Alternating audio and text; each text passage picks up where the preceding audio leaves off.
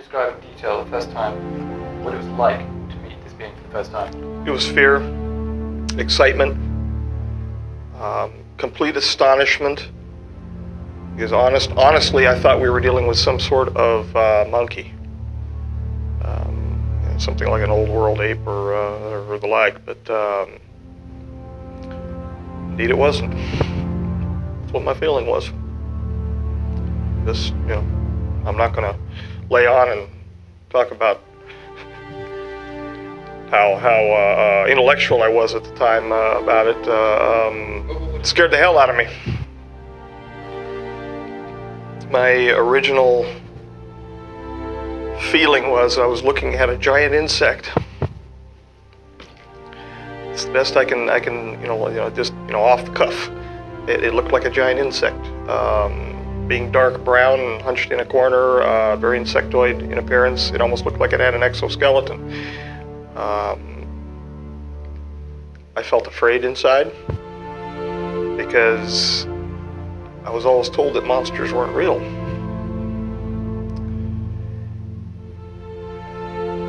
And now I find out they are, but they live in the heart of men.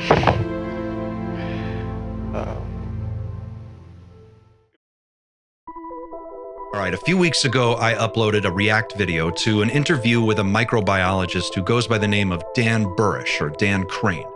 Within minutes, it became the top-performing video this channel has ever produced. If you haven't already seen this video, seriously, drop what you're doing and go watch it, because A, it is incredible, and B, it sets the stage for everything that we're going to cover today. Dan's story is legitimately like something straight out of Star Trek. It is unbelievable, and yet he tells it with an emotional authenticity that means that Burisch is either the world's greatest liar and gives an unbroken, 90-minute long, Academy Award-winning performance under intense questioning, or what he's saying is true. And I've got news for you. If anything Dan Burisch has to say turns out to be true, then this case, this story, is not only the sleeper hit of the summer, it's the sleeper hit of ufology. In fact, he tells it with an attention to detail that is so amazing that industrial artist Mark McCandlish was able to illustrate it frame by frame, taking us inside the S4 facility all the way into the room where the clean sphere holding the extraterrestrial being known as J-Rod was stored. I have received literally hundreds of messages and emails from people asking me, is Dan Burisch for real? Is his story legitimate? Is he still alive? And if he is, where is he? That's why I am so excited for today's show, because one of the people who reached out to me is California-based researcher Brian Jackson. Brian has spent decades working in the shadows, behind the scenes, studying the life and accomplishments of Dan Burisch. He's uncovered a treasure trove of information, including his academic credentials, his professional accolades and associations, even a lecture that he gave at Caltech. That's right, Dan Burisch is for real, and you're about to learn a whole lot more about him. Thank you for watching. Don't forget to like and share this video. And hey, if you're not already, consider becoming a subscriber. It's a heavy lift to build this channel from scratch, and I need all the help I can get. Thank you for watching. Thank you for being a part of Team Night Shift. Now let's get to the interview. For 37 years, Brian Jackson has been researching and investigating subject matter relating to UFOs and UAPs. His research began in the dial-up days of bulletin boards like FidoNet, Paranet, and Transcendental Communications, which he was the co-admin. Jackson has collaborated with and provided substantive data points to many well-known researchers and journalists in the field. He has taken a special interest in the Area 51 and Papoose Lake facilities, underground installations, and alien and MILAB abductions. With the exception of many investigators and journalists who know him, Jackson has remained below the radar of ufology for almost all of his 37 years of research, electing until now to focus on researching the many aspects of the subject rather than seeking publicity.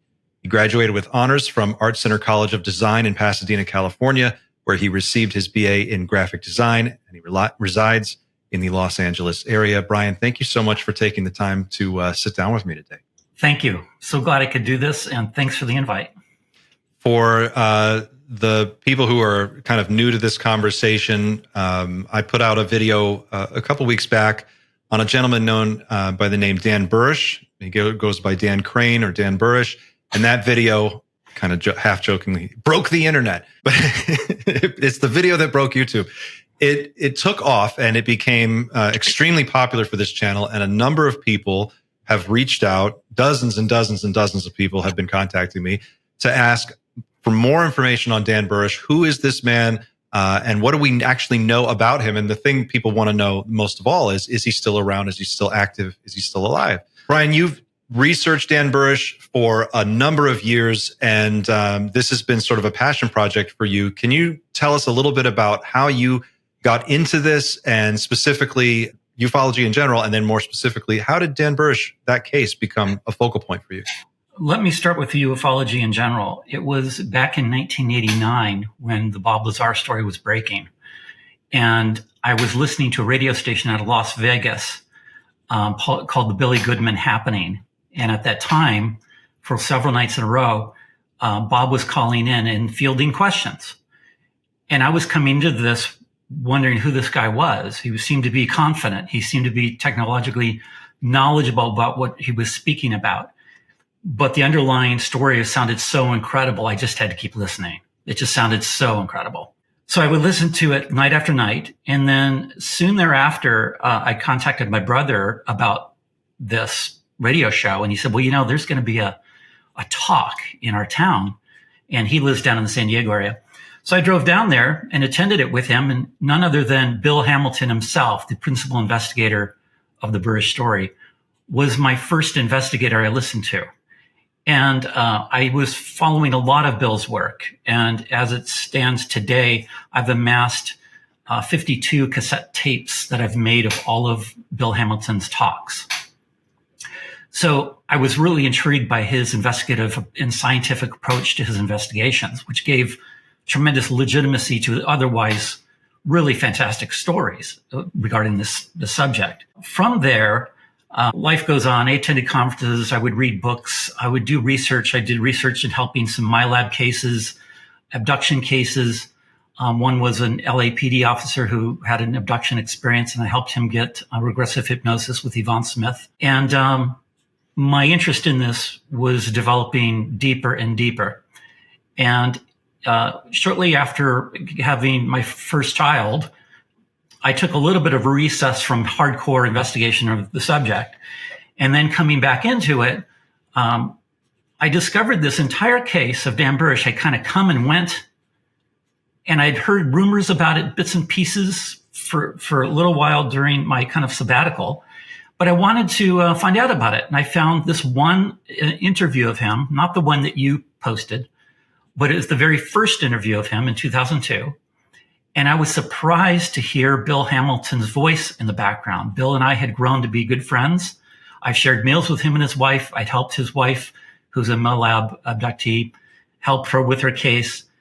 And I was so excited to hear Bill's voice, not only because he was a friend who I trusted, but shortly before my quote sabbatical, Bill was just then talking about a brand new case he's working on with a person that was acting as a liaison to a scientist who went by the name BJ. And when Bill in the video referenced BJ in the same video, who was off camera, I'm like, oh my God, this is that entire case that Bill was working on. It's now many years later, and I'm finally watching this. And then I decided I'm going to find out about this because I do trust Bill, and I value his investigative approach, as did all of the UFO community back then. And therein lies the beginning of the rabbit hole. As I started to try to work backwards from the very first point of where the story started, I wanted to play catch up.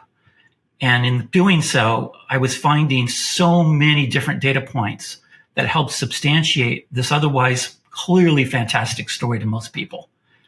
So that's where that kind of came from. And I just couldn't let go.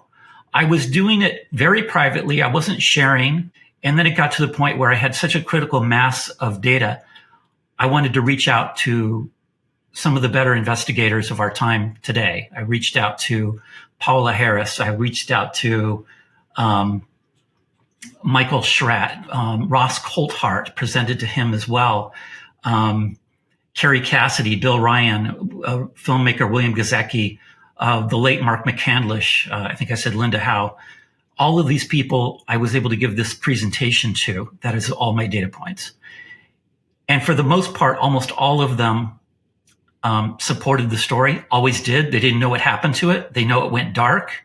And I was amazed. I was so happy that I could reach out to them. I had the opportunity to get their one-on-one in some cases, dialogue about this case.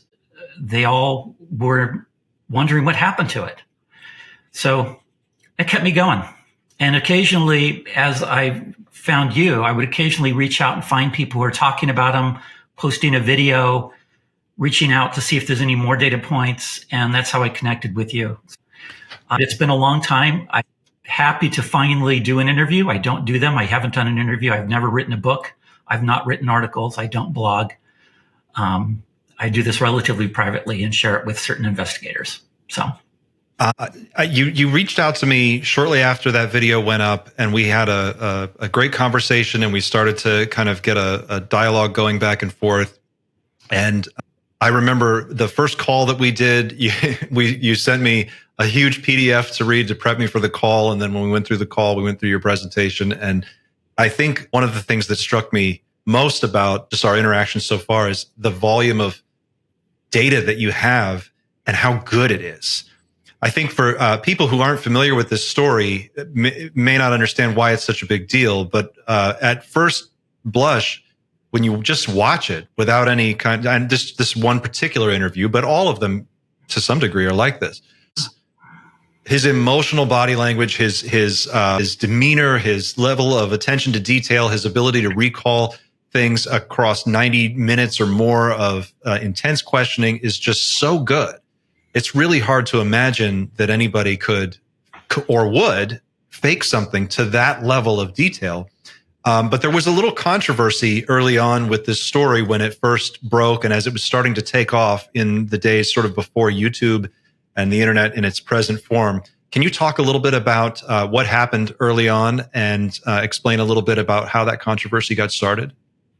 Well, there's a number of points of controversy surrounding the Dan story because it is vast and is extraordinarily complex.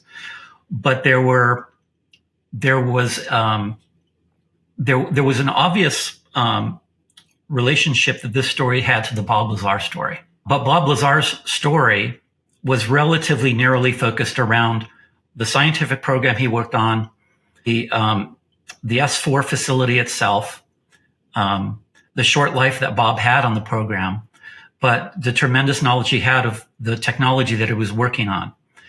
And with that, there was plenty of reason to believe Bob, but there was also some data points for Bob that still needed to be resolved. There was issues of background verification that was difficult and things like that. So I think when you then look at the Dan Burisch story, the claims are even more wild. I mean, we're talking about, just to summarize, we're talking about the potential fact that we have living extraterrestrial beings that he was interacting with and having to do a scientific program with, which involved being suited up, going into a clean sphere.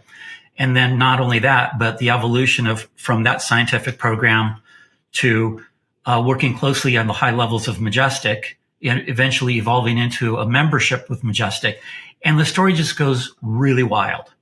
So there's a few people in the UFO community that clearly have an issue with the fantastic nature of Dan's story. And again, we're talking starting 2002.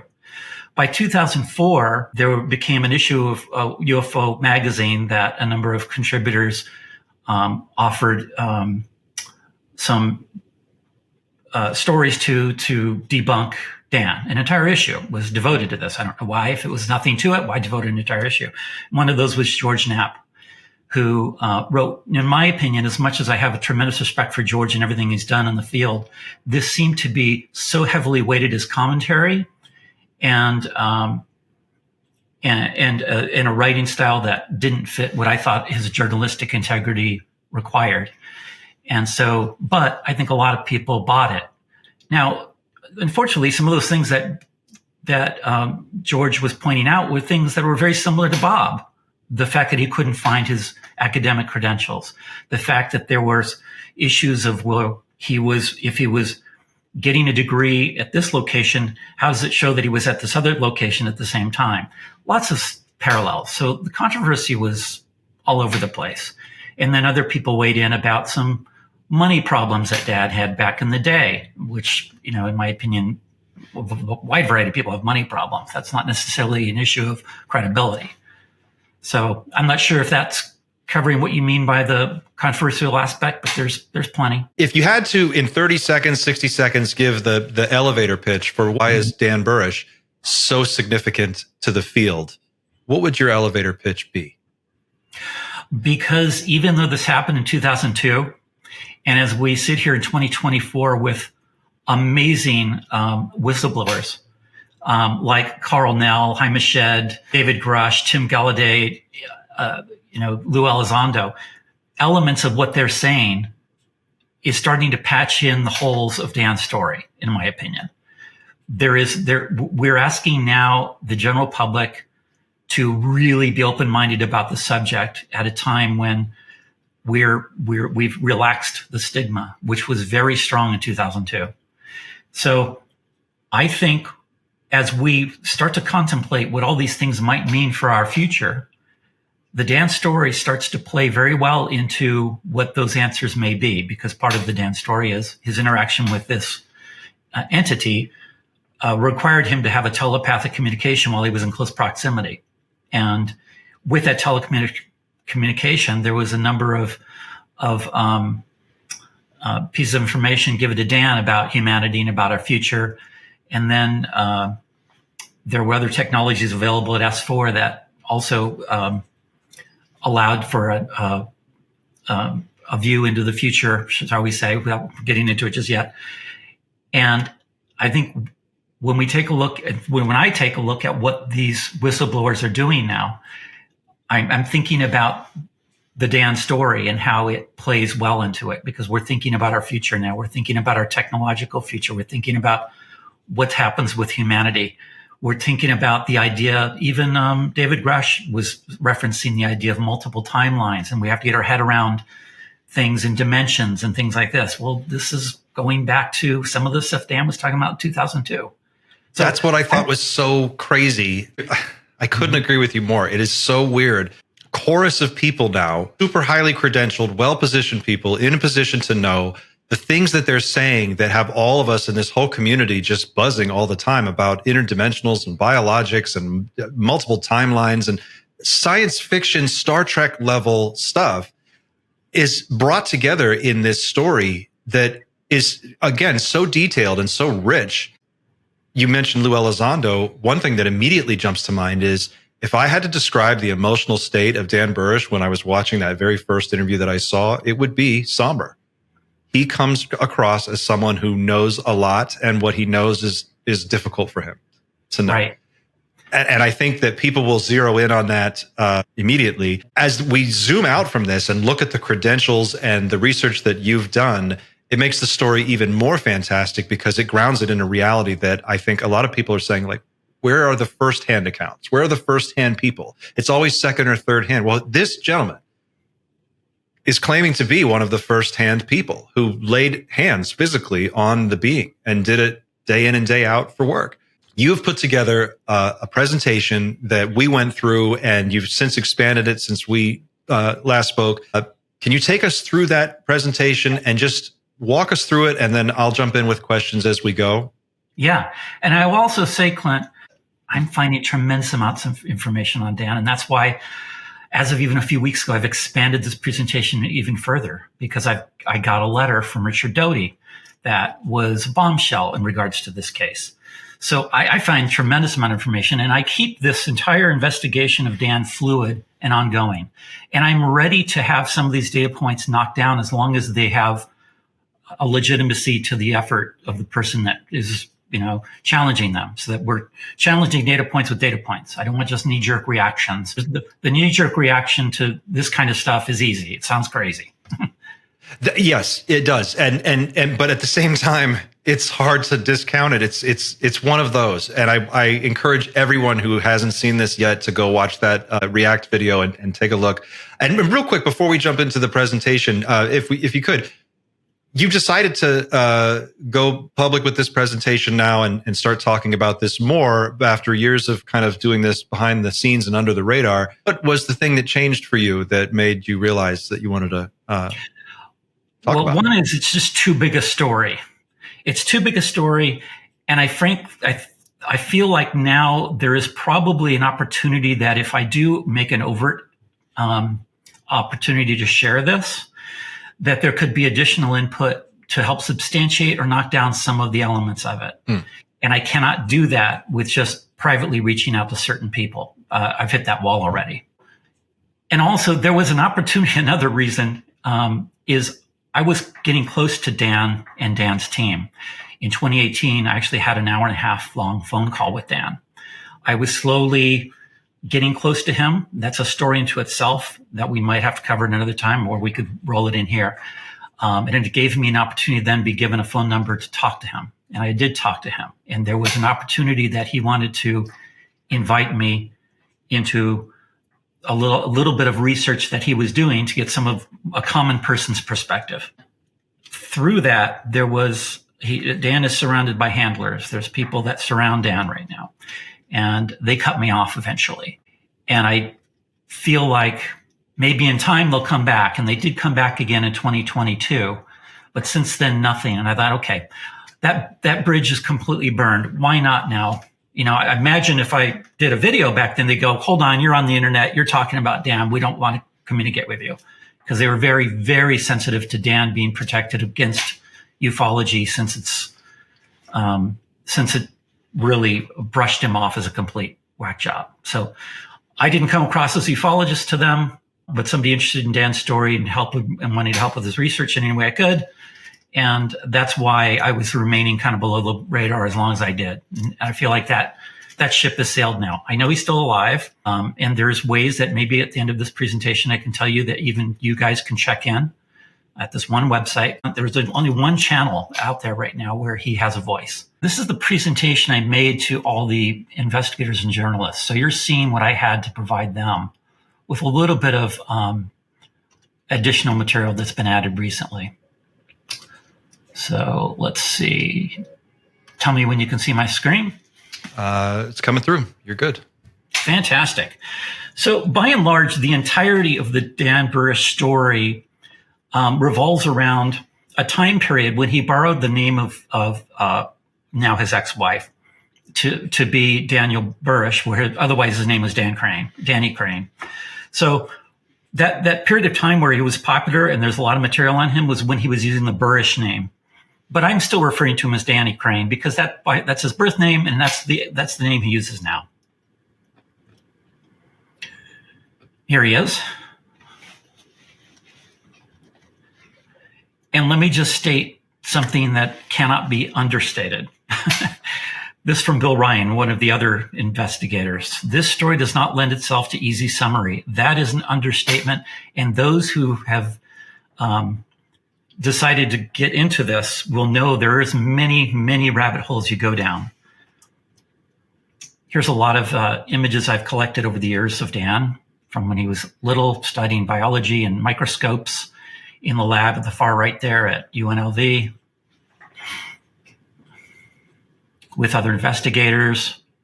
He even was known as Science Dude in the upper right corner when he was on George Knapp's channel, I believe, because he was involved in the takedown of a bank robber. So he made the news.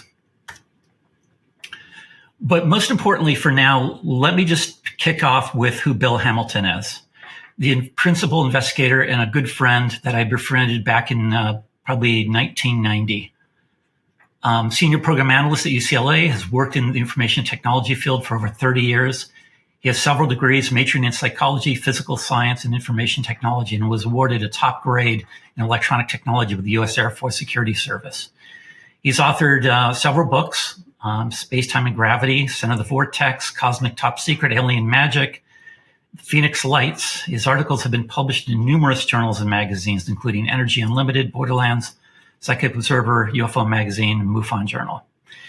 Sadly, shortly after I started investigating the Dan story and had decided it's time to reach out to Bill, I had found that he just passed in 2014. So it was really, really sad. Long before his passing, he dropped completely out of the UFO field. This was summarized to me by Dan himself in an hour-and-a-half long phone call, that Bill, who spent so many years investigating the Dan story and befriended Dan, was taking a hit from ufology for getting into this story. It was relentless. It was ruthless. It was very personal. And Dan even mentioned the time that he met with Bill, the last time he met with Bill, and Bill was shaking, saying they're ruining you, they're bringing you down, and this isn't right. And I think in a kind of personal way, as Bill was a good friend, me picking up with the story and continuing with it, I think he would have been very proud of the work I've been doing thus far. But it started when Bill caught wind of a document that was forwarded to him from B.J. Wolf. It was called the Q94-109A document. And it exposed this leaked 4-page document in 1999 by Dan's colleague B.J. Wolf, and was intrigued with the technical details of the biology of an extraterrestrial being. You can still find this if you type Q94-109A, and you can read the 4-page document. It gets into the biology of the being itself and the work that was being done at the Papoose facility, and that was his first finding of it. In the end, he wrote, and I recommend this book to anybody, Project Aquarius, and it's all about Dan and the Dan story. This was a great, and I could show you my copy here. It's tattered and it's got notes all over in it. There are so many elements in this book that help with the substantiation of the story and legitimacy of it. But let's get into Dan's claims. He was assigned to Project Aquarius, involving a containment sphere with a living extraterrestrial biological entity referred to as a J-rod, which is a species. This is not the name of the entity. It is a species. There's more than one.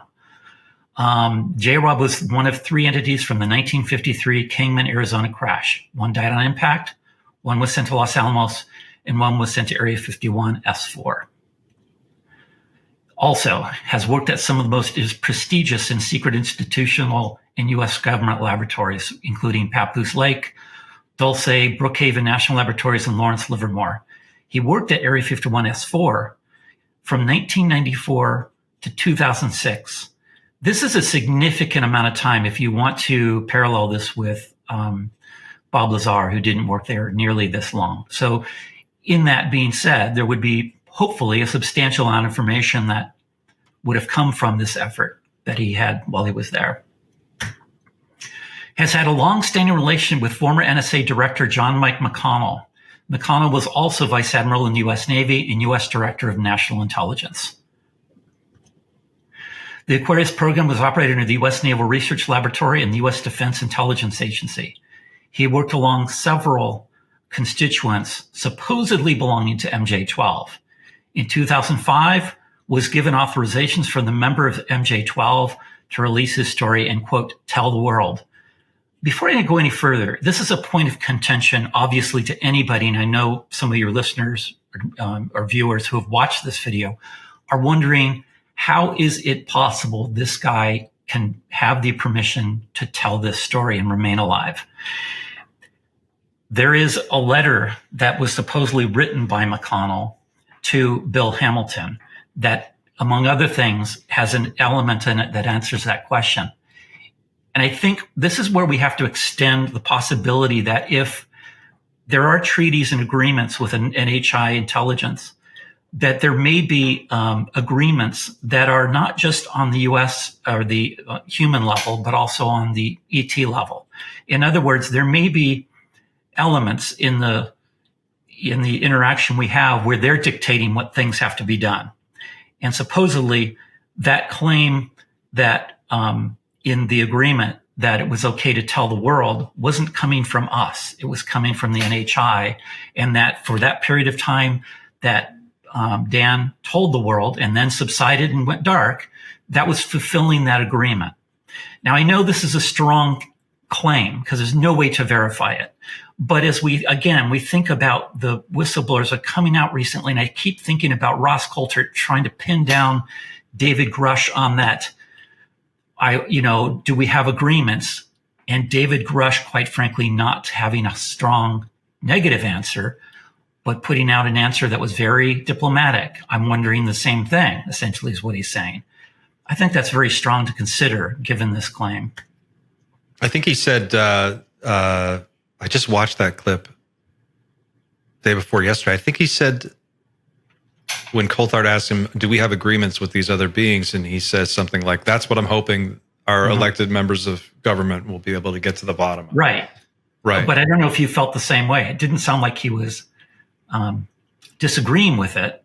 He was reframing it into a question back to Ross. Yeah, and I think that's reading between the lines a little bit like that is such an important skill, especially when you're talking about these whistleblowers who can say some things but can't say a lot, and they have to kind of use coded language. I know people, accuse Lou Elizondo of speaking in riddles, but it's part of the situation that we're in.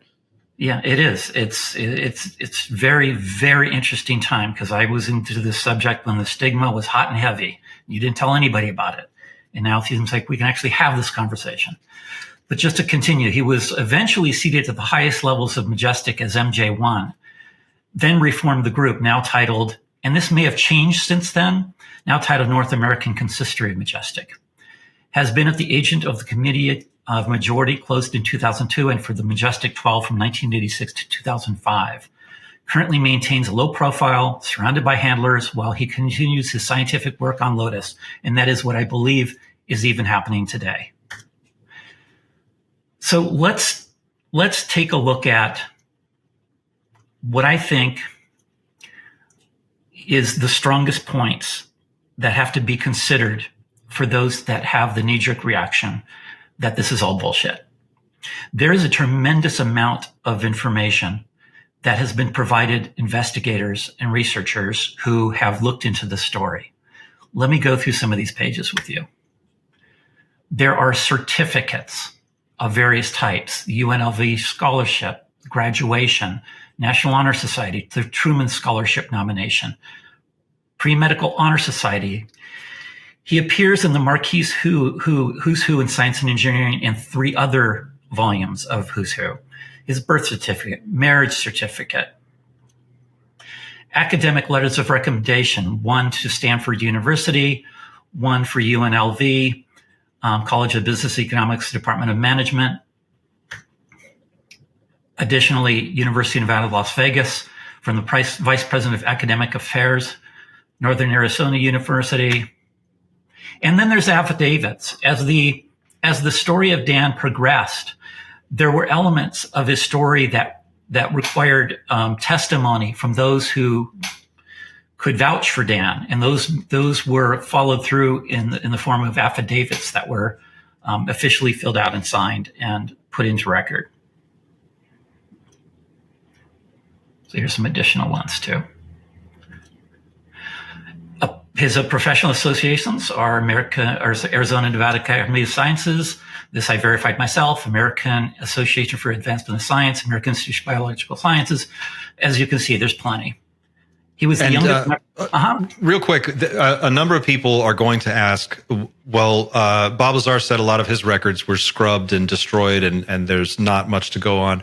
And yet there's a ton on Dan Burisch. Why is that? Well, I think a lot of it had to do with part of it is the work of the investigators. Part of it was his mother, who kept records of everything that Dan had, including kept track of his finances. So she was actually an unsung hero of the Dan story, providing investigators, journalists, and people that the certificates and these things. Dan, essentially everything he got that was of record, gave to his parents when he was young. So they kept it.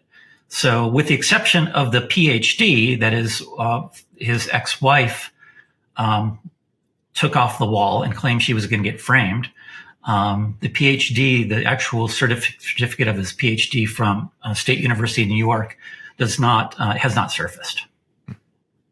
But the credentials surrounding his PhD, I will show you how I found ways that existed. Supposedly, his professional advisor was William J. Leonard. I looked him up and found he was at State University of New York, where Dan got his PhD at the time that Dan claimed he was working on it. Also, professional advisor and Professor Dale Frederick Nitschke, Vice President of Academic Affairs. According to Dan's mother, Doreen, a letter was sent to Dan from Nitschke praising Dan on his SUNY PhD. This is something that's something I was able to discover on my own.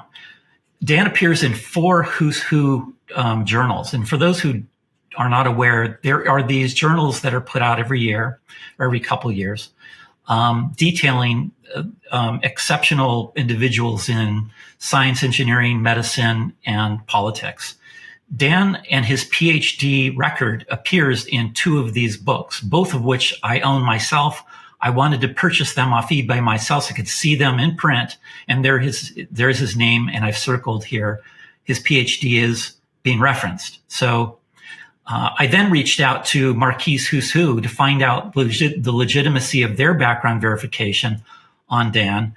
And I've yet to hear, but I did in the one of the first few pages of the Marquise Who's Who publications talks about the submission information. It is reviewed by the Marquise editorial staff before being written in sketch form, and a pre-publication proof of the composed sketch is sent to potential biographies for verification.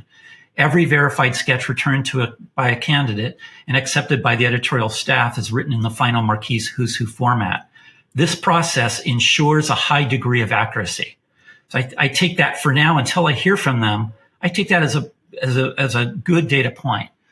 You don't just get casually written into this Who's Who. I'm aware that there are other vanity type Who's Who publications, but Marquise is the leader and they're the primary originator of this kind of publication.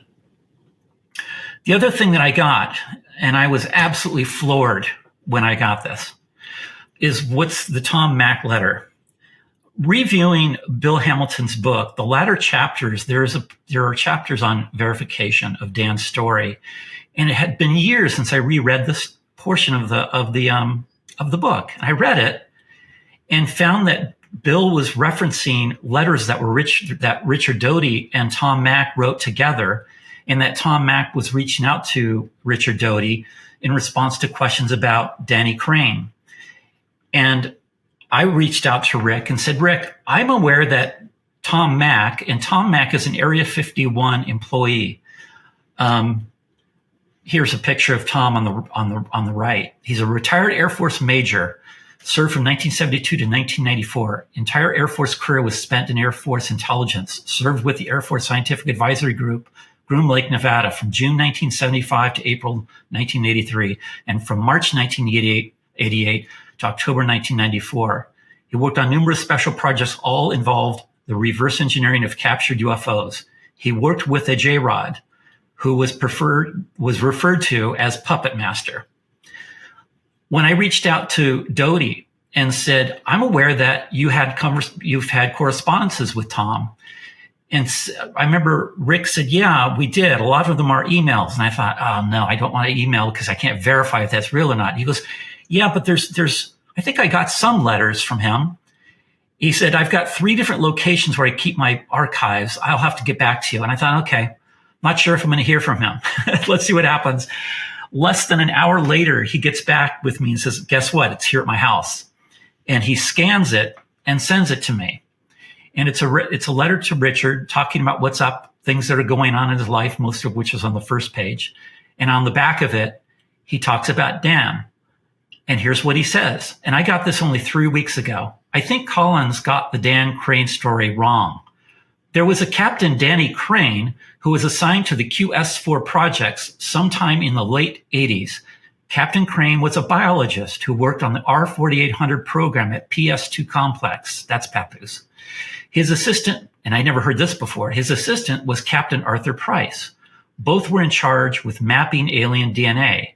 Captain Crain developed a sequencing technique. They were dating the sequence of found amino acids. The alien was the quantiloid named Amos. Never heard that before. The sequence found was nothing like humans. Captain Crain even baffled genetic scientists with his findings. Captain Price is now working with Dr. Kit Green at the CIA. This was explosive to me because I was getting now additional information about his assistant named Captain Arthur Price, still trying to investigate him. I'm also getting information about DNA sequencing.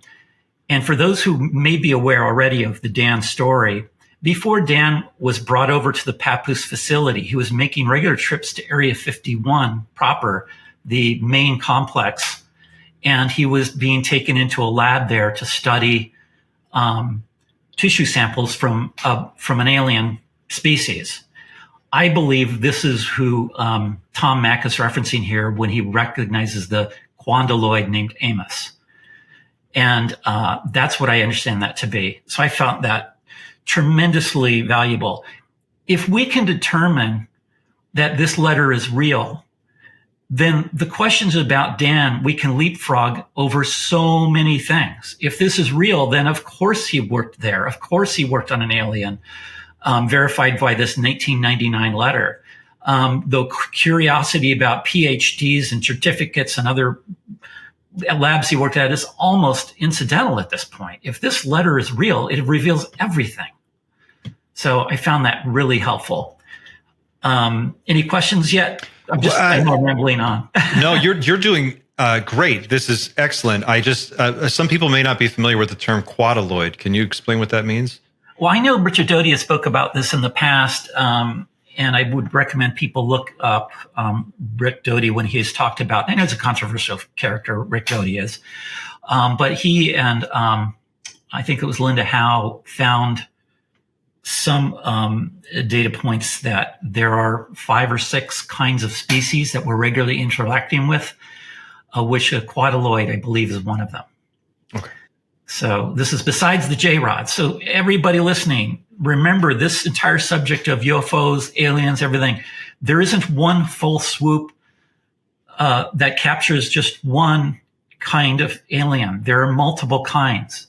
When we hear about aliens, you have to ask the question, which variety, which species are we talking about? There isn't just one. It's a very important thing to, I think, remember. And to be clear, this letter would suggest that Dan Crain or Dan Burisch was working on more than one different entity. Amos would be separate from J-Rod. Exactly. Okay. I believe so. The other very strong data point for those who say Dan is full of it, he was invited to speak at Caltech. You don't get that invitation mildly from just a random invitation. Burisch and his colleague, Marcia McDowell, spoke at Caltech's infamous Beckman Auditorium in 2008 about the Lotus project, their scientific accessory project. And the invitation was initiated by Caltech's Umman Awadi, professor of applied and computational mathematics and control dynamic systems. Just what people know, the Beckman Auditorium's past speakers are the likes of Einstein, Stephen Hawking, Kip Thorne, Bill Gates, Warren Buffett, Linus Pauling, Theodore von Karman, Richard Feynman, who was the primary name behind quantum mechanics. To this day, the lecture of Dan is still on the website. This is the Kuman's bio, and there it still is under bioengineering seminar. How does somebody who is, written off by a significant number of investigators and supposed journalists, get invited to speak at Caltech if his credentials are not solid? And the name of this talk, what was it? Peculiar associates phenomena. This comes out of the Lotus project that he's been working on and works on to this day. I believe this is, and I think even Bill Hamilton at one point said this is a Nobel level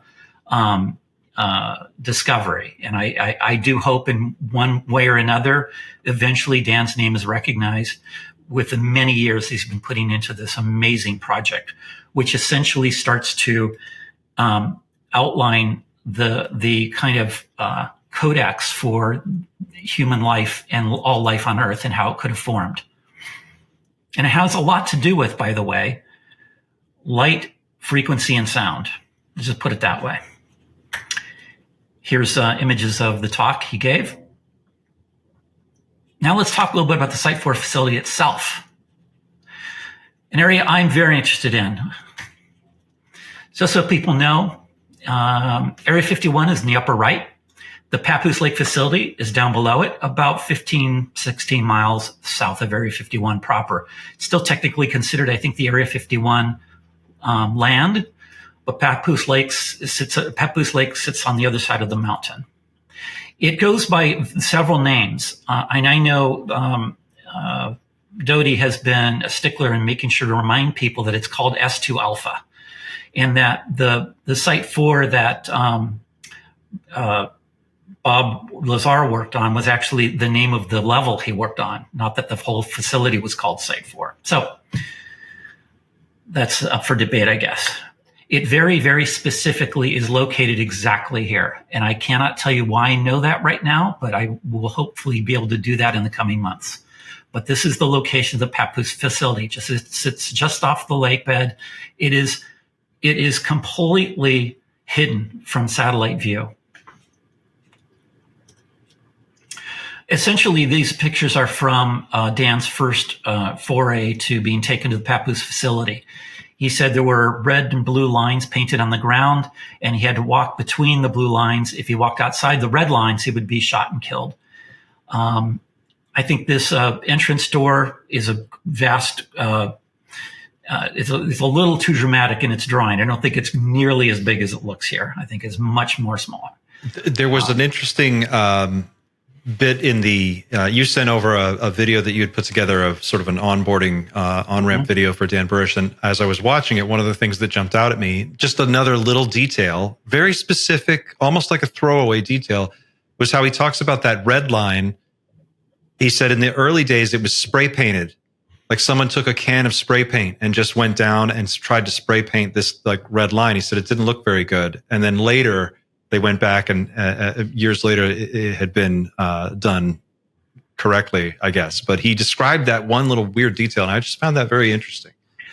Yeah, the talk in which he gave that at a UFO Congress in Laughlin, Nevada, a good friend of mine who's a Millab abductee, very outspoken on the subject, was in attendance. And when she heard Dan describing these red and blue lines, she about fell out of her chair because during one of her episodes, she was at a military facility and asked exactly the same thing. You walk between the blue lines and do not cross the red lines or you'll be killed.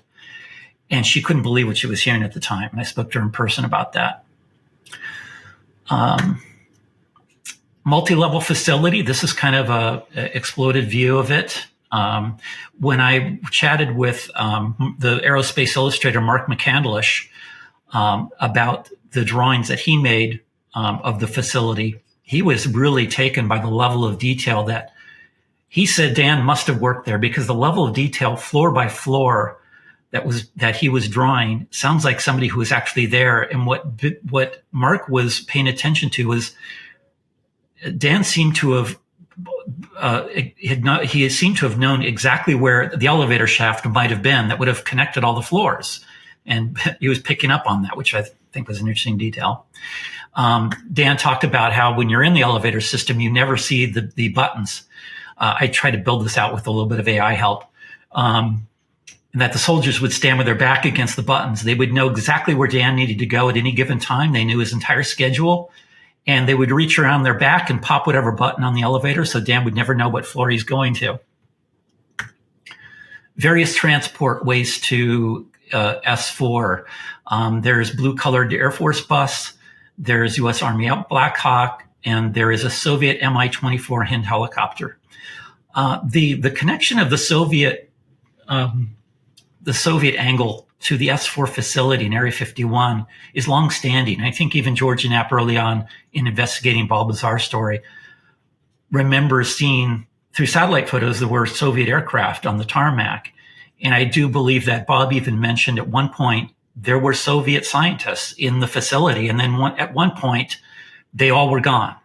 but that there was this apparent recollection of Bob about some sort of Soviet connection to what was going on there, which is fascinating to me.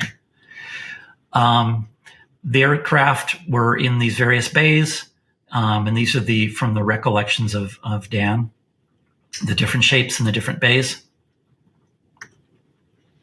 And those are more or less to scale as far as we can tell from what he described. Is that correct? I mean, the rooms look kind of small for what's in it.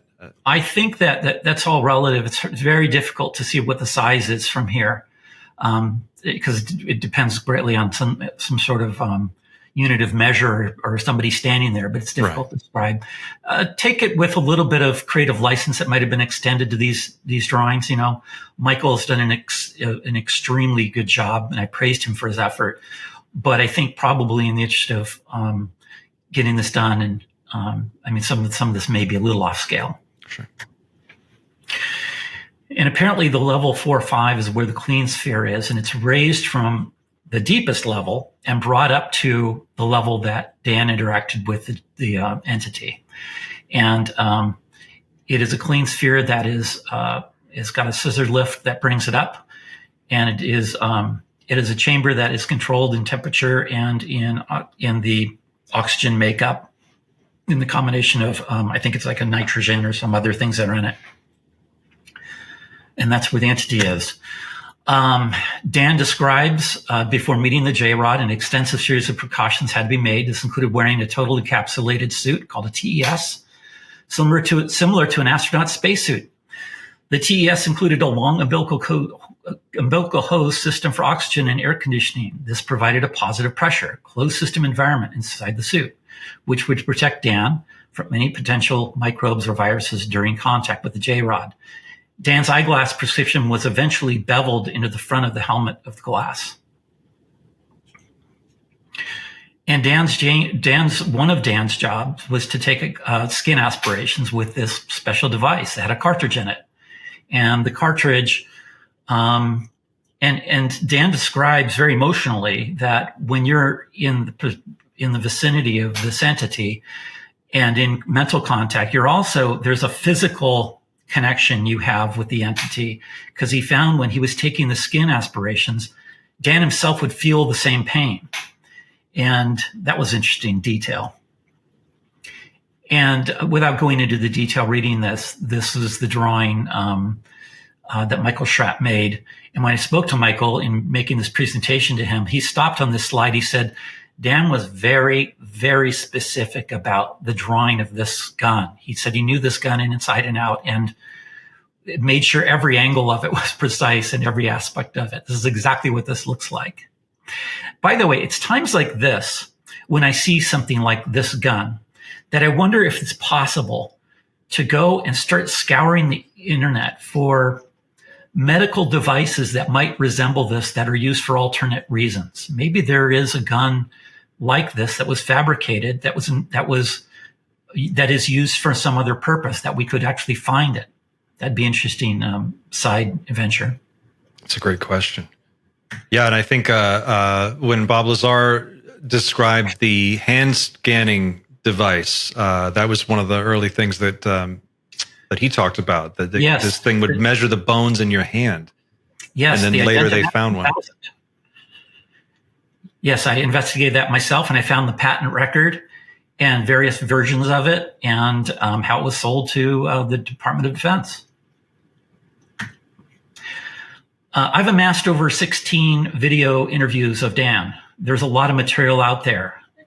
You dig deep enough, you'll find it. Some of it may require you to go to archive.org and do some retro active searching, but there's a tremendous amount of information out there on the guy.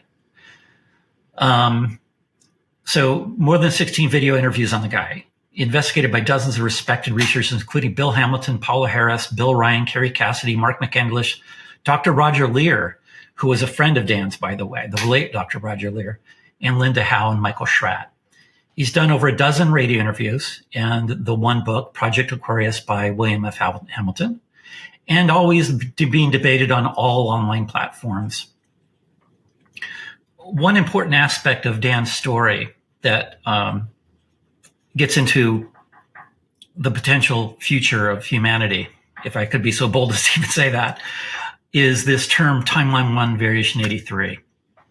So in the summer of 2007, Dan was inducted into a classified intelligence project for 6 months that required him to be cut off from all friends and family.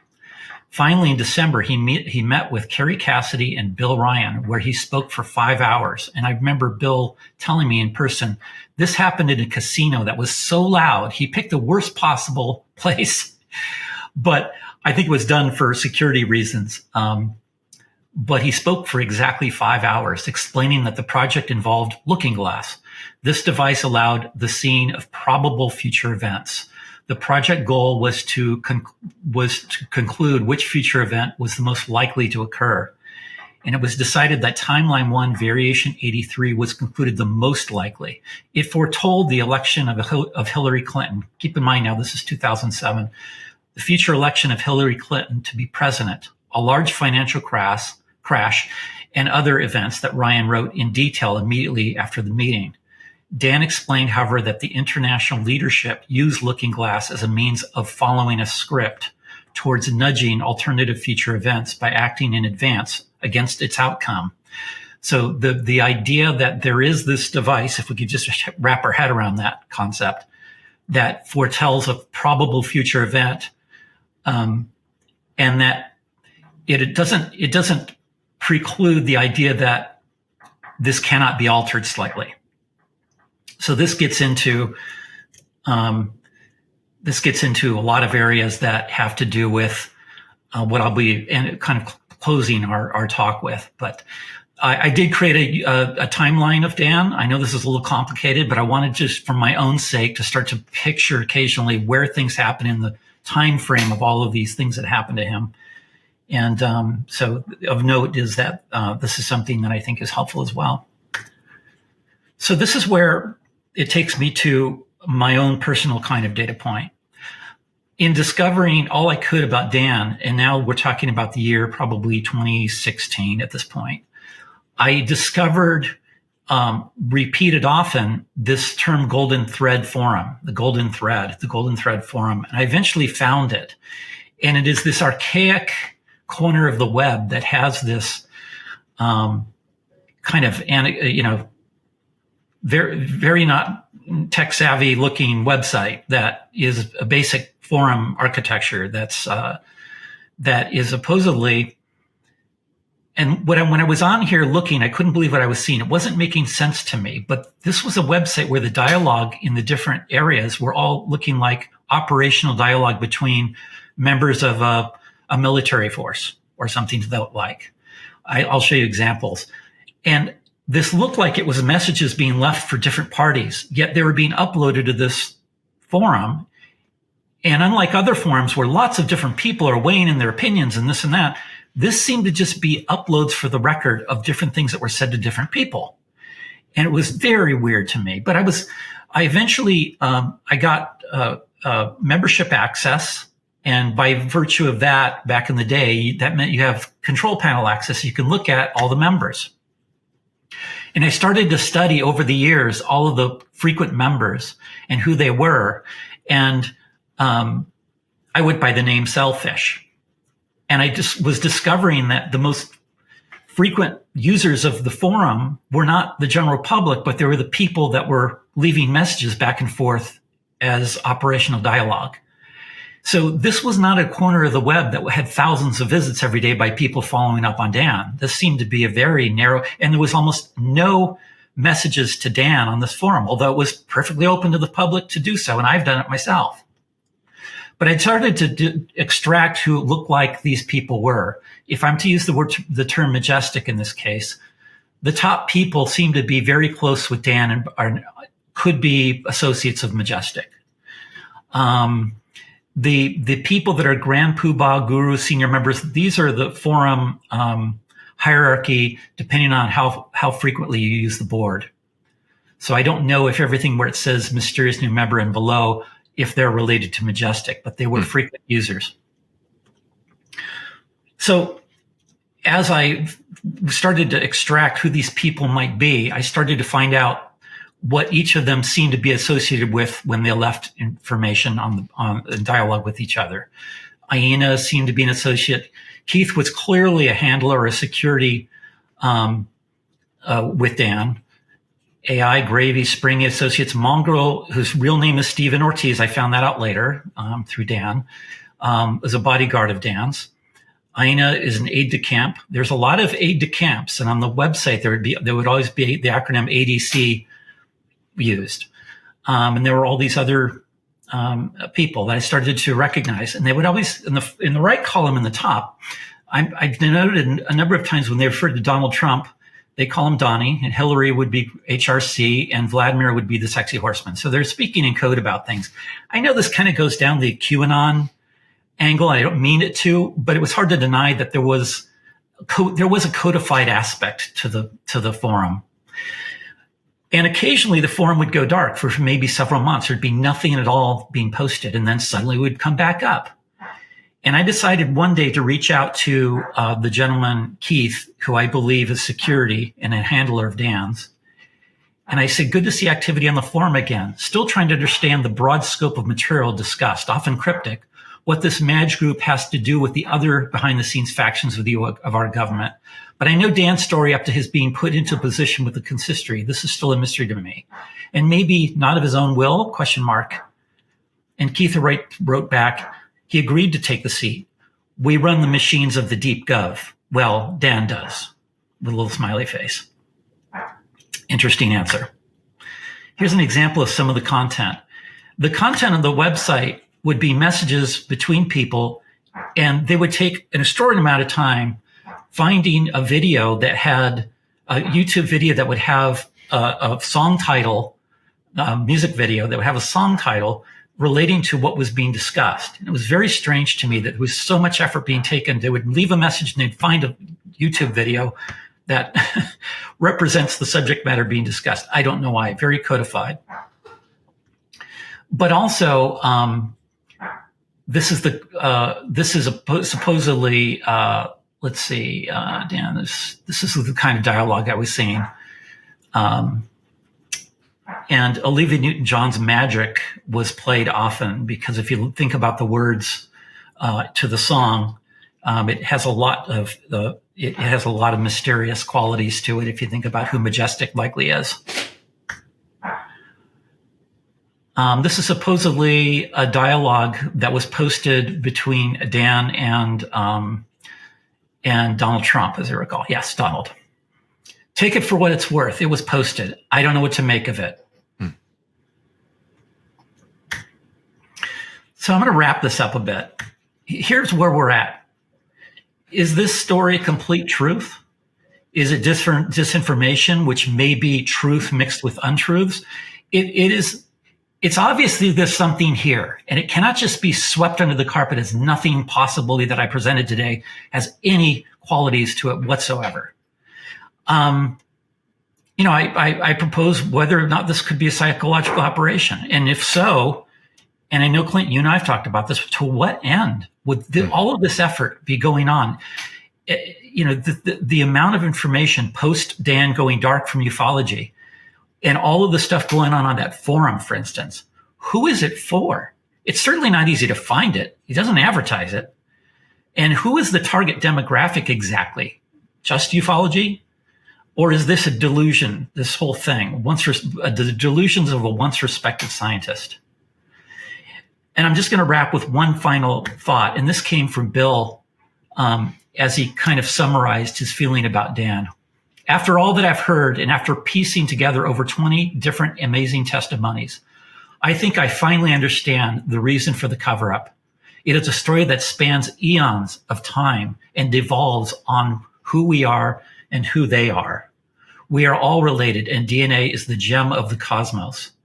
There is so much that now makes sense. Once I had threaded it all together, that I am amazed at the feel of it, the truth of it, and the miracle of space, time, and life.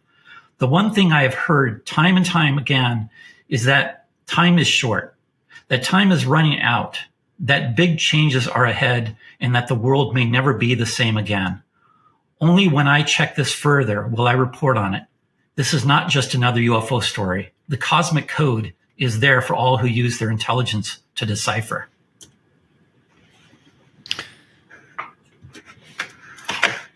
So many questions. That's such a detailed dive, such a deep dive. Bill Hamilton's quote at the end, let's start with that.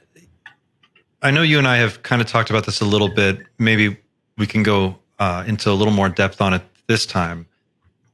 It's a recurring theme in the disclosure discussion, and I focus on it a lot on this channel because I find it so peculiar that so many people talk about a ticking clock or a schedule or a timetable or some kind of an event or some kind of a thing that is like looming.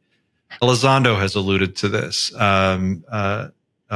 Hamilton, in his quote just now, John Lear talked about it. Linda Moulton Howe talked about this a number of different times. Paola Harris talked about it. What is your sense of where we're at in the grand scheme of this story that's playing itself out? Is there an event that is yet to happen that we are building towards, or has something already happened? This talk about being able to see probable futures and alternate timelines throws a lot into question that we thought we knew. Clint, I think the best answer I can provide is the answer to that question is relative. I've been doing this for 37 years. And quite a number of times over that time, there was the claim by serious researchers that it seemed like something was going to happen next year. The next couple of years is going to change our whole humanity, this and that. It has happened so many times, and yet we're up against it again. What I'm very happy about is that the stigma has been relaxed. We can now dialogue like you and I are doing right now. And I've been to random places where I talk about the subject and people are very serious now about it. We can start to formulate what we think that means.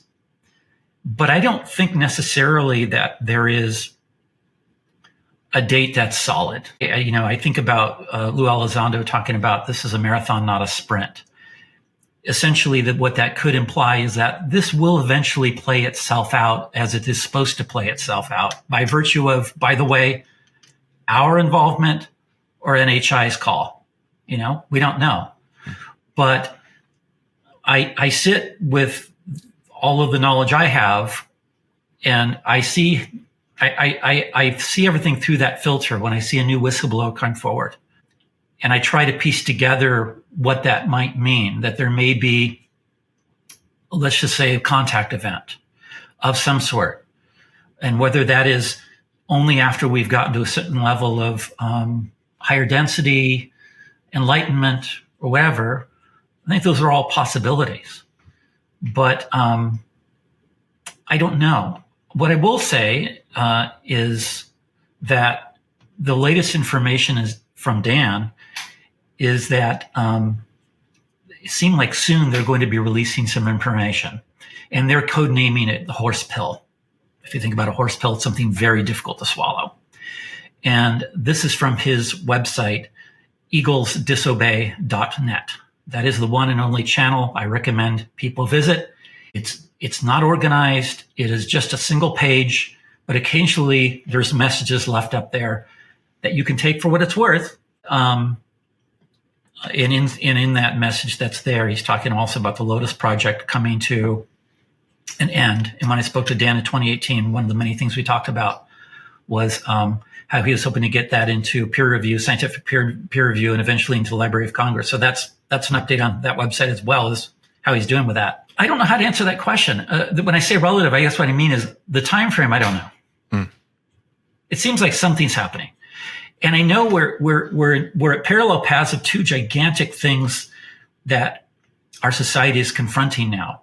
In the shadows, we're starting to learn more and more about the UFO subject and the reality that there are serious questions that have to be answered, and that more and more whistleblowers are coming. Parallel that to AI. The issue with AI right now and the potential that it has to confuse and alter what we otherwise think of as real news, real people, real events. Those two things are either going to cross or they're going to come to head. Because I'll tell you right now, if, let's say, a contact event happens, as strange as that sounds, we're going to be probably looking at it through a screen of some sort, whether it be our TV screens, our displays at our computer or our iPhones. And in that, we'll wonder if it's AI or not. And that's a kind of scary place to be, because we don't want to think in those terms. But I think it's very soon. This is months away. The idea of AI contributing to alternative news items that we have to vet ourselves to find out if it's real or not. It's going to be very difficult. It's a very strange time. It's a very strange time of all these different events sort of taking place on top of one another. And it's weird to watch it all play out in real time. And you do have to question your own sense of what is real and what's not when you see these text to AI or text to video AI tools that are so good now, and text to image and the idea that we can't really trust our own eyes is sort of new to us, I think. I mean, for a long time, especially in this community, it was like pics or it didn't happen. Or, I need to see a video and then I'll believe it. But now it's like we don't even know what we can believe if we're seeing a video or if we're seeing a photograph. It's almost beside the point at this stage. Yeah, at this point, I don't care to see any more UFO pictures. It means nothing to me. It means nothing to me because either they're real and there's a wide variety of shapes and sizes, or quite frankly, the ability to mock these up very easily now using AI or any other tools is becoming mainstream. So it is what it is. And I think we have to navigate what's going to be increasingly a difficult avenue down the UFO subject, because AI is going to play a part in whether we believe in what we're seeing or not. This story of Dan is incredibly detailed, in my opinion. There is definitely substantive information that supports his claims, which then exploded out, makes me wonder about the broader story he's talking about with our future and our world and where we came from, and that the entity that he actually worked on in the clean sphere is actually a future human on a very microbiological level. He determined that. He does go to pains to distinguish a difference between extraterrestrial and alien. Can you walk us through that just so people understand what that difference is? Yeah, to him, an alien is something that has no human lineage, no relationship to the human makeup whatsoever, except maybe being bipedal or whatever. When he was studying this J-Rod, he was noticing a definite human lineage.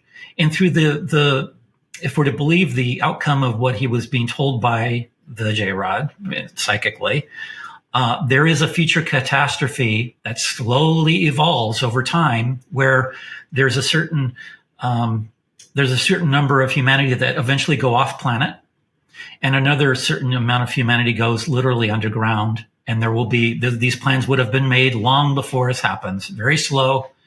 This is why I say this could be a relevant answer when you ask me what the future holds. To believe somebody like Dan, it's eventually going to happen.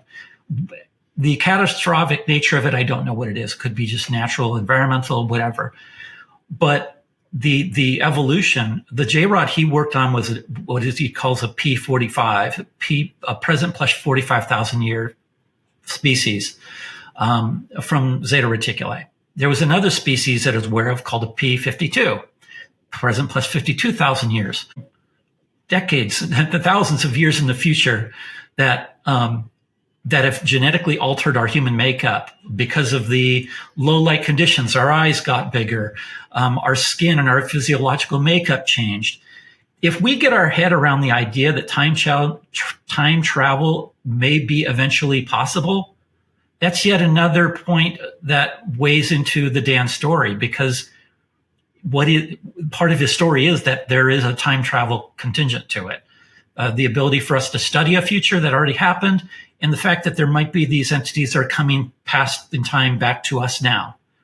So, and that's been recently brought up by, I remember Ross Coulthart mentioning that he had spoken to a number of people who were suggesting that future human, those are his words, may be what we're dealing with here. And so again, we see not just parallels, but callbacks to this story that was sort of on the back burner for all these years. And now as it comes out and comes to the fore, it's just filled with these little Easter eggs of things that we're hearing about today.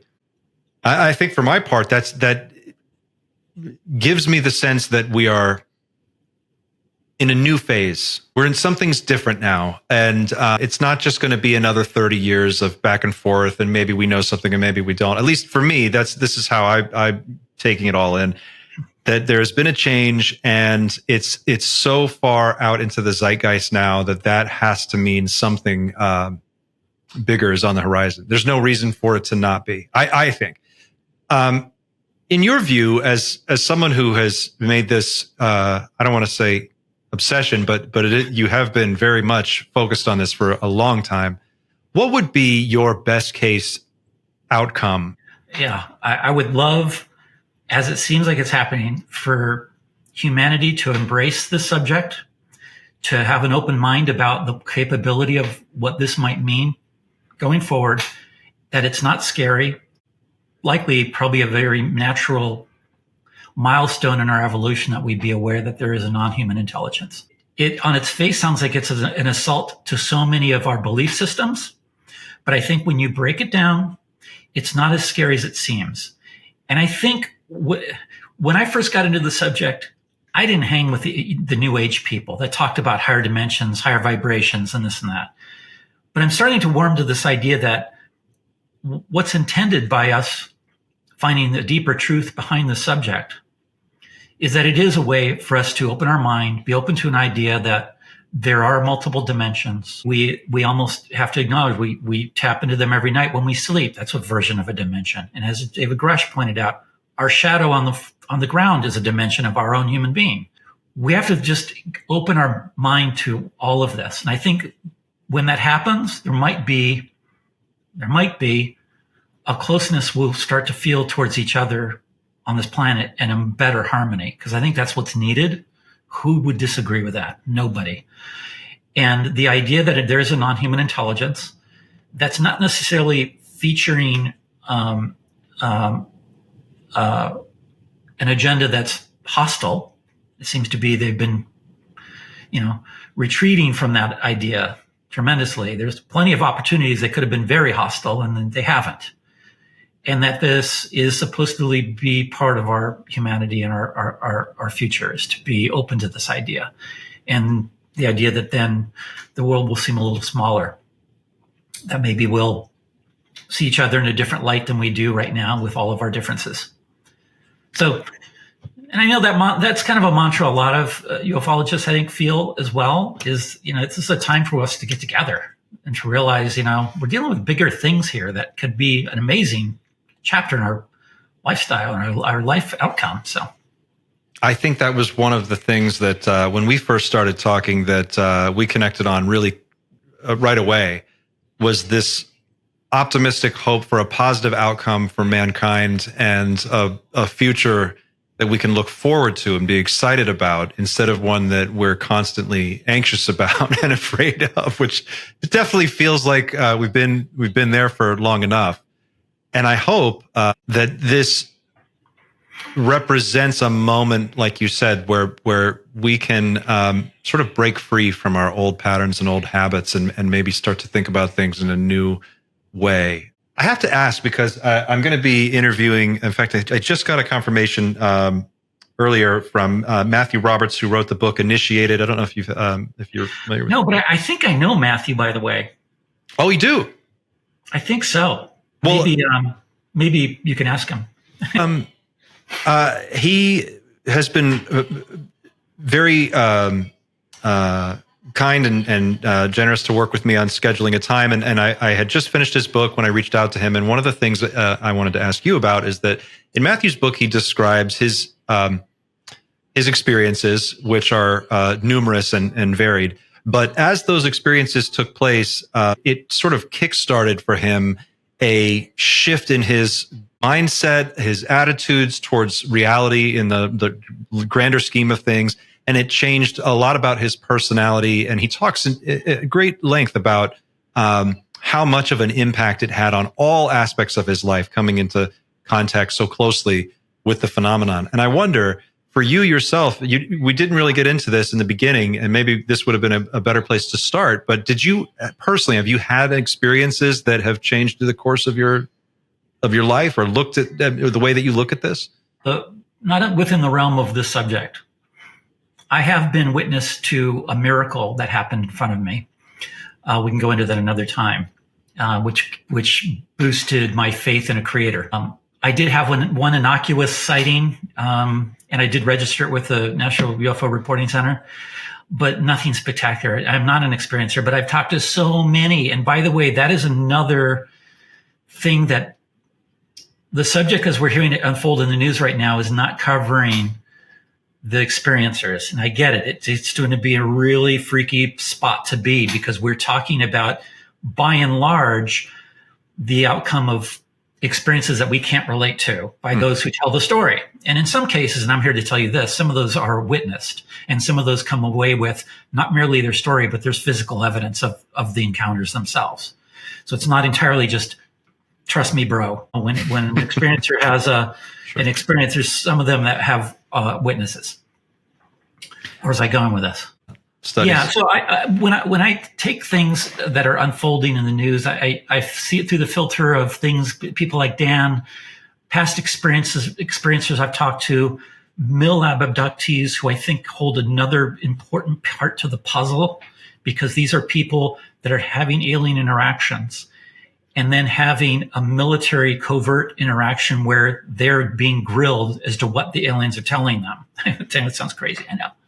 Which then tries to detail a story about how much we may know or don't know about the NHI.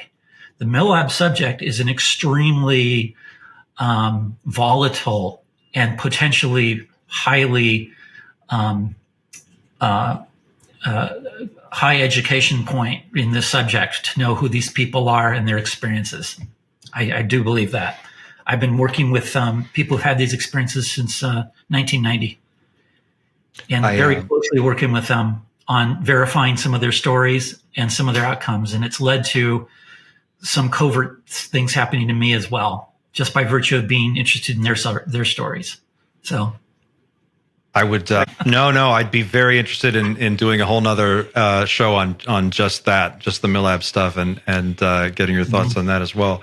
I think we've gone about an hour and a half at this stage. Is there anything that we haven't gotten into so far that you'd like to? Don't get me started. I can tell you the whole story, how I got into a position with Dan's team where they allowed me to have the phone call with Dan and what we talked about. Do you want to get into that now? That would be great. Sure. So I discovered this website, and I discovered the website, the Golden Thread, was having all this dialogue I didn't understand. This made no sense to me how I could even see this if this was technically majestic operatives talking to each other. And by the way, sometimes, multiple times a month, they would have a meeting, all of them together, and some of them would be, well, the meetings would be live on the website, on the forum. The minutes would be put up live as they're happening. And I have amassed 46 PDFs of all of these meetings. And I've had so many of these archived that I started to throw it into an AI to be trained on every meeting together. And some of what it summarized was being discussed over the years in these meetings is super enlightening. Another thing we can cover. Anyway, I was starting to discover all this dialogue, and I saw Dan weighing in. Dan and his handler, Marcy, they're now husband and wife. And I'm like, okay, this is supposedly Dan, the Dan story. Dan Burisch himself is here leaving messages. I'm just going to go with it. I'm not going to be an antagonist. I'm going to go in. I'm going to show my support for things that they're talking about. I'm not going to challenge them. And I really didn't need to. I didn't want to. I'm taking all of this as potential data points. And they started to recognize, I think, that some of the messages I was leaving and some of the questions I was asking was at a level that provided a level of respect they had for me. This took years. And it wasn't that I had an agenda at hand, other than I wanted to be cooperative and find out what's going on. Because between all of the cryptic qualities of these the dialogue going on, I thought there could be something here I could pick up on. Well, apparently what happens every year on the forum is Dan reaches out to the general public, again, of which there's very few that are on this board, to help him go to Frenchman Mountain outside of Las Vegas to gather some silicate rock formations that he uses in his Lotus experiments. And it's a very particular place. It's a very specific geological area that has this kind of silicate, geology and stones. So I reached out, and what the promise was is he's going to get 5 people, as he does every year. He will ask them to come out to Vegas. They will go to Frenchman Mountain. I'll need help gathering some of this material, and I'll buy you all lunch, and we can have a dialogue. And it's a chance to just get together and talk. I'm like, that sounds cool. I'll do that. I love hiking. I'm a backpacker. I know it's going to be the desert. So I wrote to him privately. Said, well, I'm an avid enthusiast. I'd love to help. I'm an avid hiker. Would love to be considered an opportunity to join you. Very, very professional. About a week later, I get a message back from one of his handlers that said, in regards to your last message, Dan has something else in mind for you. Stand by. And I wait. Days go by, and they say Dan would like to have an opportunity to talk to you. He wants to talk to you about another program that he's working on that he would love your input on. I'm like, this is getting weird now. Is this really Dan? Because I'll know his voice. They gave me a phone number and a date and time to call. And when they gave me that phone number, I decided to do a bunch of searches on the forum if this phone number was ever given out. I found a number of these phone numbers only changing by 1 digit at the end, which was really interesting to me. So I made the call. Dan picks up. He doesn't say hello. He just picks up and goes, Crain. And I go, hi, Dan, this is Brian. Hi, Brian. Yeah, right. And then he says, glad you called. And then he goes, oh, hold on. Did you hear that noise? I said, no. He goes, it sounds like my cybersec's not paying attention to the call. I didn't know what that meant. And then we went on and dialogued all about, I was curious how he's doing. He had just gotten some surgery done, as I recall. There's some surgery done having to do with the tooth issue that was posted on the forum. Said, hope all's well, being very cordial. So here's the thing. Tell me about what you know about. He wants to know my background. I tell him all I can, and I'm interested in the UFO subject. But I had kind of an opinion about the UFO community that there's not enough of them that are serious about their investigative approach. Their kind of knee-jerk reactions tend to get the best of them, and there's a lot of people you have to sift through who's probably doing the work and isn't doing the work. He said, okay, yeah, good, yeah. Okay, I'm getting comfortable with you. He said that 3 different times in our hour-and-a-half long phone call. He said, okay, I feel comfortable with you. So he then outlines what he has in mind. He says, look, I'm doing the Lotus scientific study. I was aware of it. He knew I was aware of it. He says, I'm getting it prepared to be put into record in the Library of Congress and get peer reviewed. But there's an aspect of it that I need somebody who's an everyday person who can look at the data and see if it makes sense. I said, okay, I'm a graphic designer. I am nowhere near the scientific field. If you want me to look at something, you may have to preface what I'm about to look at so I have some sort of understanding about the very genre of something I'm looking at. And then I'll just give you a very honest opinion. No problem, he says. And in our call, we also talked about Bill Hamilton. We talked about a meeting that Dan wanted to have with me that he was going to establish at a Southern California home near the coast. He says, I'm going to have my people out there. I'll ask you to come. I'm like, this sounds creepy. So we were going to meet apparently. And he said, stay tuned on the website. You'll know when I send you. Oh, we established an encrypted email on Proton Mail. So we both had an email address to change information. Anyway, long story short, he starts sending me material. And none of it is prefaced with anything. He sends me charts. He sends me data slides. He sends me, actually at one point he sent me a video of an experiment and it had my name as the title that starts the video. So he went to the out effort. That's interesting. And I couldn't make sense of anything I was seeing. And I would write back to him in Proton Mail and say, Dan, or whoever's reading my emails, I'm not able to understand what genre of anything I'm looking at. And I asked that I have some sort of idea. And I wouldn't get any word back. I would only see on the website, he would occasionally put these cryptic emails. He started to call me Data Dude on the website. He said, Data Dude, get ready for another drop tonight. And then I get an email with another attachment. None of this was making sense to me. Then I get an email from somebody else, not Dan, asking me what my bottom line is. Because I had reached out to Dan in one of these emails and said, I know, by the way, for those who don't know, Dan was abducted in 1973 at Mayboy Air Park in Lakewood, where he lived. He was abducted out of the park. It was a one-time event. And in that process, he was given an implant. And Dan was aware all of his life he had this implant. I said, by the way, if you ever wanted to have that implant extracted, I do know the late Dr. Roger Lear's assistant. And I sent Dan one of the reports that his assistant did on the analysis of one of the implants. He said, if you ever want to have that analyzed, I can connect you, the two of you. And he says, well, that's interesting you say that. I used to work with Roger Lear on analyzing implants.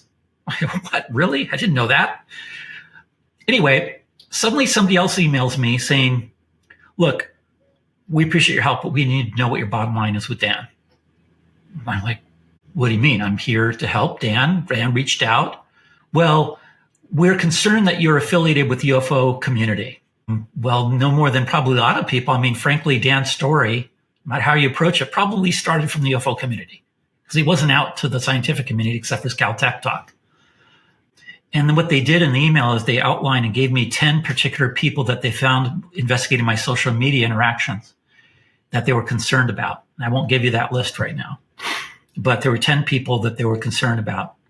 And I had to say, you know what? Just because I follow somebody doesn't mean I'm friends with them. You know, people follow presidents. It doesn't mean they're friends with them. So I had to plead my case, but inevitably they cut me off and then reached out again in 2022 out of the blue. Are you the same Brian that Dan reached out to in 2018 that is a graphic designer? I said, yeah. And they wrote, and I don't know who this person was. They said, well, Dan is at the closing stages of his Lotus project. He's putting a presentation together and he needs a graphic designer that he trusts. I'm like, okay. At this point, I'm just going to treat this as a professional job. So I told them in an email, would love to corroborate.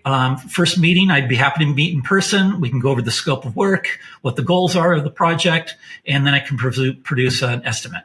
That's the way I put it. And that's when they stopped talking to me. So that was back in 2022. So that was the phone call. Can you, what is the scope of Project Lotus for people who aren't familiar with this? Project Lotus.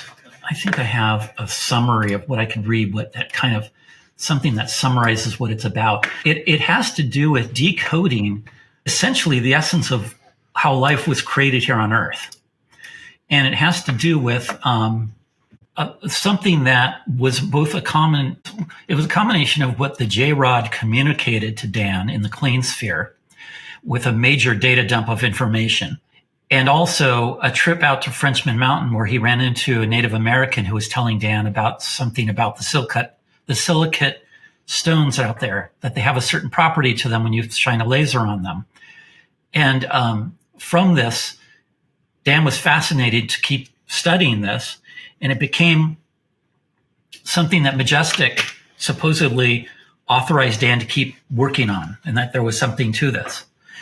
And it was essentially finding out through this experiment. And by the way, this is what he talked at Caltech about, was this experiment, this peculiar phenomenon that happens when you put like a saline solution on this particular silicate and shine a certain a laser light on it. There is a paranormal event that happens that I don't want to go too far in, but it essentially creates what's called the Ganesh particle, what Dan has termed the Ganesh particle, which is the essence of all life could have come this way. So that if it's a panspermia event where something came to Earth from another solar system and landed here in the form of bacteria, this could have been the way that it was decoded into eventually being a life form. And it sounds fantastic, but it plays very well with this knowledge Dan may have been given by this entity who's a future human, trying to give Dan a sense of what the decoding what the essence of how life was created began. It's almost like taking and seeing God's source code for how things might have developed. A quick Google search could probably reveal better than I'm telling you in more scientific detail, but the Lotus program and the Lotus project is essentially around that basic concept. And to your knowledge, today he is still alive and still actively working on the Lotus project, at least as far as you're aware. Yeah, as far as I'm aware, he is still alive. I'm going to just go to Eagles Disobey real quick, see if there's any updates. And by the way, this is what they have on there right now that was put up about a week ago. It's called Research Note. Dan and I have been asked many questions about the ongoing research. I'm not sure by whom. There is no email address on this website. Yes, the book on Lotus is still on the way, and so are the now 2 projects we have coded as the horse pill. Neither should be expected this year, as the population seems to seriously require some time to sanely work certain issues through for themselves during 2024. Sometime during 2025, we intend publicly revealing important information about the locations and assessing of research data for serious people. We will chat again. And in there, also on the website, there is a serious preoccupation with anti-Trump stuff, which is really weird and interesting that they have so much they put there that it's anti-Trump, but it's in the mix. Well, it's interesting. Yeah, I mean, and then maybe that's tied into a number of people have said that Trump was briefed in on this and that was weighing whether or not to come forward with what he was told. And it's just, it gets so murky. And this website is just crazy. Like, can we share this website? Of course. Can you show this? You want to do it or want me to? Let's see here. Let me do it on my end and see if here's the other aspect of the Dan story, which could be shown to itself. Majestic, and over the years, seemed to have been a combination of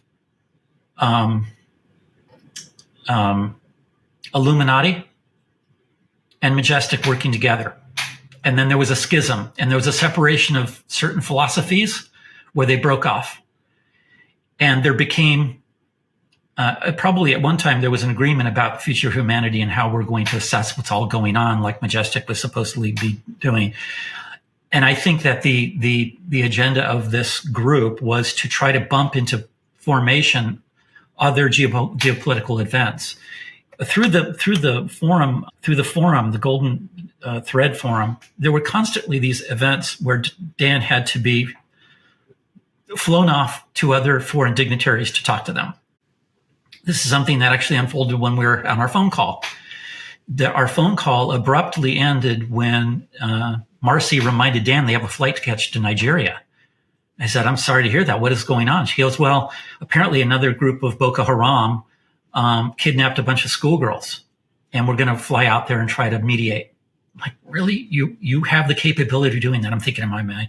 Sure enough, the next day in all the news, they're talking about Boko Haram who just kidnapped a bunch of schoolgirls in Nigeria. I thought, that's amazing. So I think part of what Dan's role started to evolve into, as fantastic as it sounds, was that he was given a role, like maybe some others like him, to try to reach out to foreign dignitaries to try to create a relationship in a way that they might alter some of their geopolitical decisions, because we're working towards a different timeline. And so, in other words, if you were able to steer an event into happening, then that, by virtue of that event taking place, you would be able to know which timeline you're in. You're in the one where that happens, and that would unfold or open up a new tree of possibilities from there. And then which at least on the surface makes sense. And just for people who, if you may have been listening and haven't looked at the screen, you could take a look now and see this website, Eagles Disobey. It's like a 1990s website. It looks like a GeoCities website. It needs the little music that used to play. People would put those little tracks on that would start to play. There's a pentagram at the top. It's got this sort of the S4 angles in blue for the badge there on the side. Yeah, the S4 stripe. That's right. That was on Bob Lazar's thing too, right? Yeah.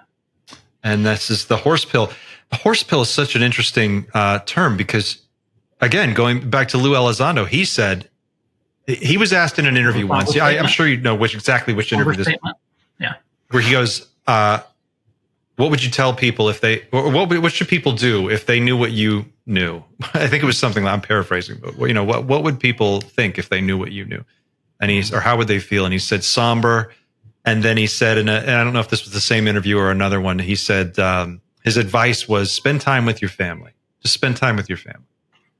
And I thought that was a really cryptic one. Because you could read that a number of different ways. And then to call this the horse pill, just really interesting. And then, the political stuff. And then again, at the bottom here, this crazy 1997 GeoCities website. And then at the bottom, copyright 2024, Lady Marcia Ann, PhD, all rights reserved. Ooh. Which if you click, launches a video, apparently. The copyright? Yeah, at the very bottom. Yeah, I think I've launched that before. But it's a weird one. Look, the Dan story is fraught with cryptic information. I'm only on here, obviously, to help people reevaluate their conclusions about Dan. I know there's holes. I know it's fantastic. I know some of it comes from something that was more personal to me, my relationship with preeminent investigator Bill Hamilton. The fact that I was able to earn of a phone call with Dan and actually heard from him in 2018. Some of these are more personal that I cannot convey because you weren't there. But there is still plenty there that we have to weigh that into consideration. There's constant knee-jerk reaction, armchair backing of ufology today because so many people watch a YouTube video and then they feel like they've done the work. You haven't, and of course you're entitled to your opinion. But when you take what is otherwise already a crazy subject called UFOs and you say, yeah, but this one's really crazy, you're demeaning the potential that this might have. In 1989, I had many friends that thought Bob Lazar was bullshit because he wasn't giving the frequency number of gravity because he said gravity is like a frequency. Well, then how come he's not giving it? Well, he doesn't know it. He doesn't remember it. And they said, well, that's reason enough for why you give it up. Listen, Bob Lazar, people like Dan, think of them as a spider web. And once you pull one strand out, does it fall apart? No. It's weakened, but there could be those holes that still haven't been resolved, but the entirety of the story still has substance. And I think that that's of tremendous value. I think Dan was unfairly treated by ufology. I mean that in my heart of hearts. He was unfairly treated, and he had to subside into the darkness, which is probably where he's very happy to be right now. May not like that I'm doing this right now, but I'm trying to do it in a light that gives him an opportunity to know that there's some people like me and others I know, by the way, that have studied Dan, that do think there's more to the story that has to be reconsidered. I think you make an excellent point about ufology in general, and I think it's worth mentioning to the audience, again, because so many of the people, at least who watch this show, are new to this, have just recently in the last few years come into this conversation. And it's important to remember that ufology, for one, has always been somewhat of a circus because there's no application, there's no review process, like anybody can show up and start talking about anything. And so you get a lot of people who just will talk about anything.